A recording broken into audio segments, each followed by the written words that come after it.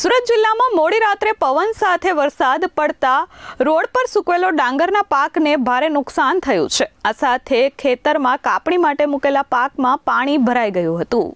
સુરત જિલ્લામાં મોડી રાત્રે પવન અને વીજળીના કડાકા ભડાકા સાથે વરસાદ ખાબક્યો હતો, જેના કારણે બાગાયતી પાક અને ઉનાળુ ડાંગરને નુકસાન પહોંચ્યું છે।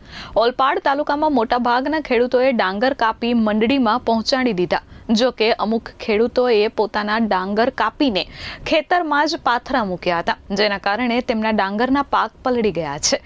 જે ખેડૂતોએ મંડળીમાં ડાંગર પહોંચાડી દીધા છે તેમને હાશકારો હતો, પરંતુ કિમ ઓલપાડ સ્ટેટ હાઈવે પર અમુક ખેડૂતોએ ડાંગર સુકવવા માટે મૂક્યા હતા। જો કે અચાનક આવેલા વરસાદને પગલે ડાંગર પલળી જતા ખેડૂતોને નુકસાન વેઠવું પડ્યું છે।